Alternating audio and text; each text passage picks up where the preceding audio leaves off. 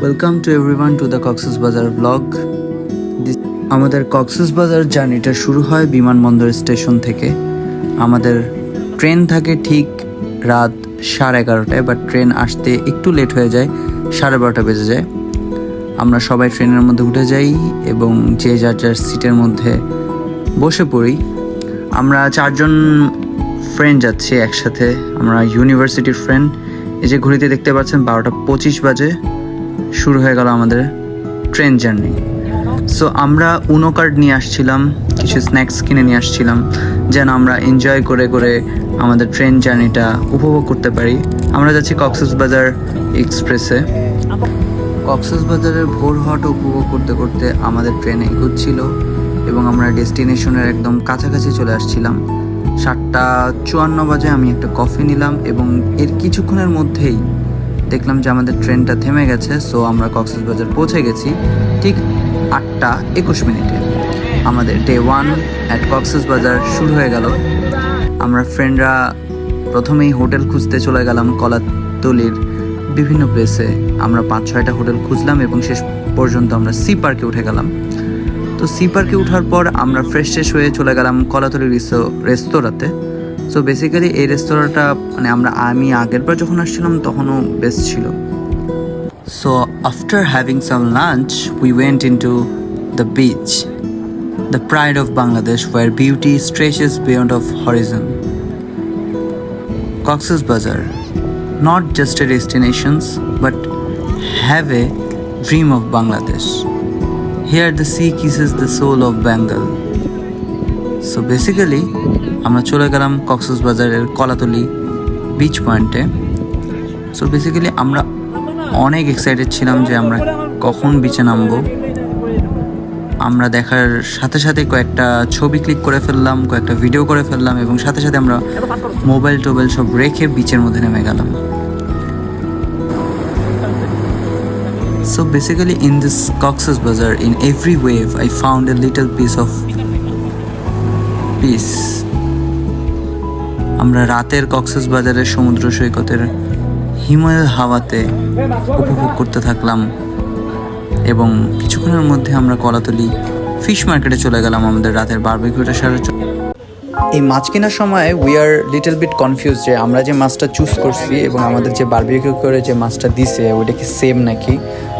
তাও খাবারটা overall same ছিল, বাট আমাদের কাছে একটু খটকা লাগছে যে আমরা যেটা চুজ করে দিলাম ওইটাই কি দিছে নাকি আমাদেরকে নাকি চেঞ্জ করে দিছে, বিকজ এটা অনেক অংশেই হয়ে থাকে। সো এটা আমাদের ডে 2তে ওই দিনের সব কার্যক্রম শেষ করে আমরা ডে 2 এর অনেক বড় একটা প্ল্যান করে ফেললাম। আমরা চলে যাব মেরিন ড্রাইভে।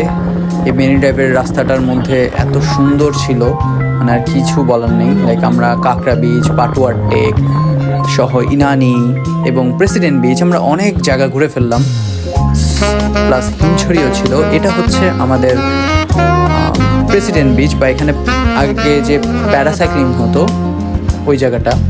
সো এই জায়গাটা এত সুন্দর ছিল, এক সাইডে পুরো পাহাড়, আরেক সাইডে পুরো বিচ, পুরো সবুজের মাঝে ঘেরা একটা জায়গা এবং খুব নির্জন টাইপের। এই জায়গাগুলোয় আসলে কলাতলি কিংবা সুগন্ধা বা লাবণী ওই পয়েন্টের চাইতে এই জায়গাগুলোয় মানুষ খুব কম আসে। সো এর কারণে এই জায়গাগুলো খুব সুন্দর থাকে।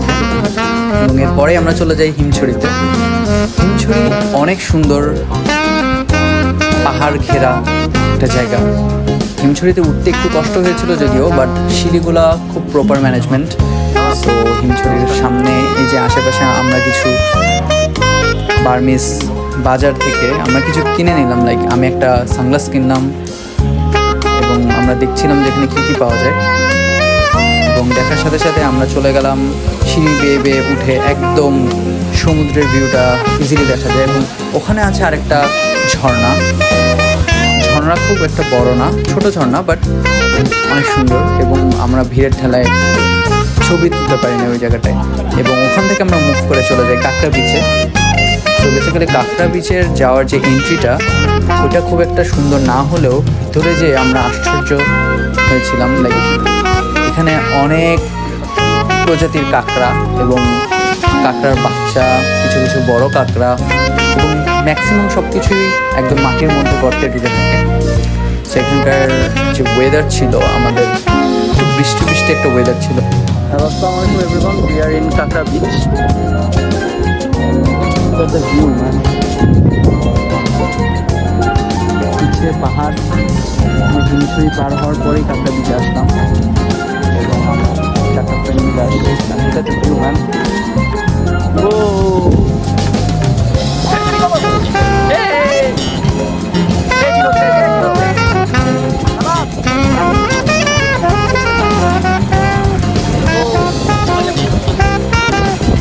কাঁকড়া বীচ থেকে আমরা আমাদের সব কার্যক্রম শেষ করে চলে যাচ্ছি ইনানির উদ্দেশ্যে। যদিও ইনানি যেতে যেতে আমাদের একটু সন্ধ্যা হয়ে আসছিল, আমরা খুব একটা বেশিক্ষণ থাকতে পারিনি। তো মাঝখানে যেতে যেতে দেখলাম এই সাম্পানগুলা, যেখানে হচ্ছে ছেলেরা মাছ ধরে বড় বড় সাগরে।